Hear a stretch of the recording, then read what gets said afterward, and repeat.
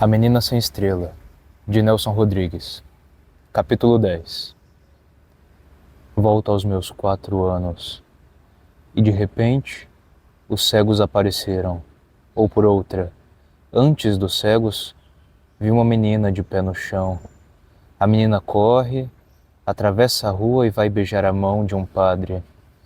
Durante toda a minha infância na Rua Alegre, havia sempre um padre e sempre uma menina para lhe beijar a mão. Mas, como ia dizendo, a menina dos seus 7 anos voltou para a calçada de cá. A batina continuou e sumiu, lá adiante, na primeira esquina. A menina sumiu também, como se jamais tivesse existido. Anos depois, mudamos para Tijuca, Rua Antônio dos Santos. Depois seria Clóvis Bevilacqua. Perto de nós morava o juiz Eurico Cruz e ao lado o senador Benjamin Barroso. Eis o que eu quero dizer. Nos 2 ou 3 anos de Tijuca, não vi um único escasso padre. Havia uma igreja, e ainda há, na esquina Barão de Mesquita com Major Ávila. Lembro-me da igreja, dos santos e não dos padres. Fiz o parêntese e volto à Rua Alegre. Depois que o padre dobrou a esquina, os cegos apareceram. Eram 4 e um guia. Estavam de chapéu, roupa escura, colarinho, gravata, colete, botinas. Juntaram-se na esquina da farmácia e tocaram violino. Não acordeão, não sanfona, mas violino. Saí da janela, fiz a volta e fui ver de perto os ceguinhos. Eram portugueses. E o curioso é que, por muitos anos, só conheci cegos portugueses. Brasileiro, nenhum. Fiquei ali na esquina, em adoração. E os cegos, todos de chapéu, tocaram uns 20 minutos. Lembro-me bem. Um deles tinha, atravessando o colete de um bolso a outro bolso, uma corrente de ouro. No fim o guia passou o pires. Cada um pingou seu níquel. E então voltei correndo para casa. Não falei com ninguém. Meti-me na cama. Minha vontade era morrer. Fechei os olhos, entrelacei as mãos, juntei os pés. Morrer. Minha mãe entrou no quarto, pousou a mão na minha testa. O que é que você comeu? Comecei a chorar. Perdido, perdido. E de repente, uma certeza se cravou em mim. Eu ia ficar cego. Deus queria que eu ficasse cego. Era vontade de Deus. Mas falei em 4 anos, engano. Eu tinha 6 anos e não 4. Nasci em 1912 e isso aconteceu em 1918. Na Espanhola e antes da Espanhola. Tenho certeza, 6 anos. Nunca mais me esqueci dos cegos e posso repetir sem medo da ênfase. Nunca mais. Mas por que, meu Deus? Por que pensava neles dia e noite? Pode parecer uma fantasia de menino triste. E se disser que, já adulto, homem feito, a obsessão continuava intacta? Obsessões sempre as tive, mas essa nunca me abandonou. Aos 30 anos, 35, 40, eu sonhava com os cegos e os via escorrendo do alto da treva. Quando minha família já ia sair de aldeia campista para Tijuca, aconteceu o seguinte. Um menino que brincava muito comigo apanhou um canário e picou com alfinete os olhos do passarinho. Eu me senti aquele canário de olhos furados. E me imaginei cego em casa, vagando por entre mesas e cadeiras. Meninas, senhoras, visitas teriam pena de mim, amor por mim. Na rua diriam, naquela casa mora um menino cego. Mas quando mudamos para a Tijuca, já não estava tão certo se seria mesmo eu o cego. Podia ser minha mãe ou um dos meus irmãos. Talvez Roberto, Milton não, nem Mário. Sempre imaginei que meu pai, jornalista de fúrias tremendas, morresse um dia assassinado. Já minha mãe tinha um problema de visão. Mas fosse eu, minha mãe, meu irmão, alguém ficaria cego. Alguém. Eis a verdade. Ano após ano, me convencia de que os cegos do violino insinuavam vaticínio. Meu Deus, não fora por acaso que um dia 4 cegos tocaram embaixo de minha janela, ou pertinho de minha janela. Tocavam para mim, não para os outros, não para ninguém.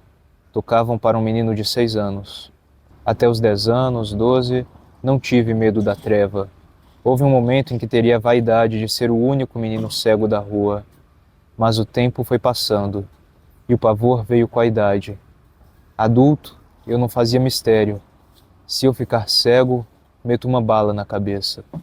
Não digo uma bala na cabeça. Daria um tiro no peito, como Getúlio.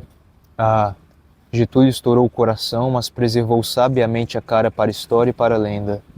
Pelo vidro do caixão, o povo espiou o rosto, o perfil intactos. Kennedy não. A bala arrancou-lhe o queixo forte, crispado, vital. Tiveram que fechar o caixão. O povo precisa ver o seu líder morto.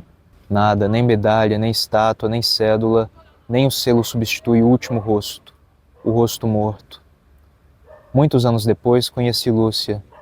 Lembro-me que numa de nossas conversas falei-lhe assim: desde criança tenho medo de ficar cego, mas se isso acontecesse eu... Fiz a pausa e completei. Eu meteria uma bala na cabeça. Isso era e não era uma agressão sentimental, uma espécie de terrorismo. Afinal, o amoroso é sincero até quando mente. No fundo, as minhas palavras queriam dizer outra coisa. Ou seja, mesmo cego, eu viveria se você me amasse. Por outro lado, sei que não é normal essa fixação numa fantasia infantil, mas não tenho medo de confessar a minha morbidez, nem ela me envergonha. Eu a compreendo e a recebo como uma graça de Deus. Mas estas notas não estariam completas se eu não lhes acrescentasse uma explicação.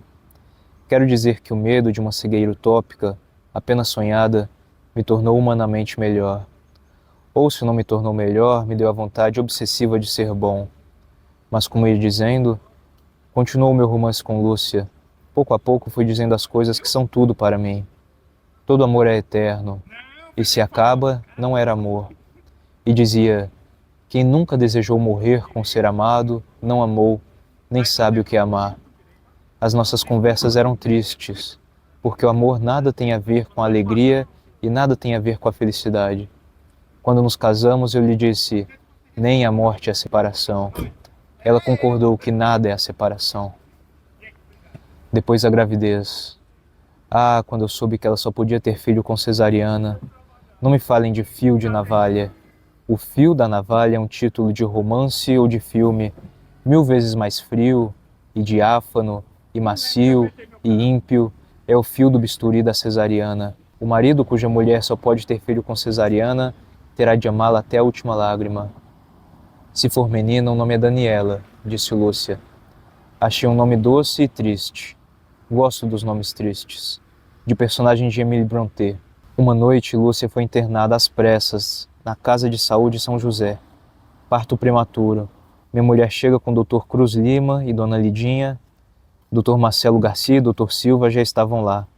Foi uma correria de médicos, enfermeiras, irmãs. Dr. Valdir Tostes ia fazer o parto. Naquela noite pensei muito no Starets Zósimo. Sim, na bondade absurda, senil e terrível do personagem dostoievskiano. Há um momento em que somos o Starets Zósimo.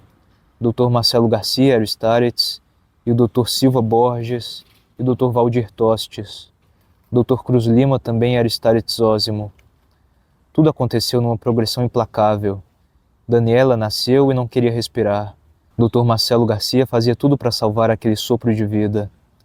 De manhã, quase a perdemos. A irmã desesperada batizou minha filha no próprio berçário. Dr. Cruz Lima, Dr. Marcelo, Dr. Silva Borges lutaram corpo a corpo com a morte. Mudaram o sangue da garotinha e ela sobreviveu. Lúcia quis ver a filha no dia seguinte e veio numa cadeira de rodas, empurrada por Dona Lidinha. Voltou chorando e dilacerada de felicidade. Também foi espiar Daniela pelo vidro do berçário. Uma enfermeira aparece e me pergunta risonhamente: o senhor é o avô? Respondi vermelhíssimo: mais ou menos. Mais uma semana, Lúcia e Daniela vinham para casa. Tão miudinha a garota, meu Deus, que cabia numa caixa de sapatos.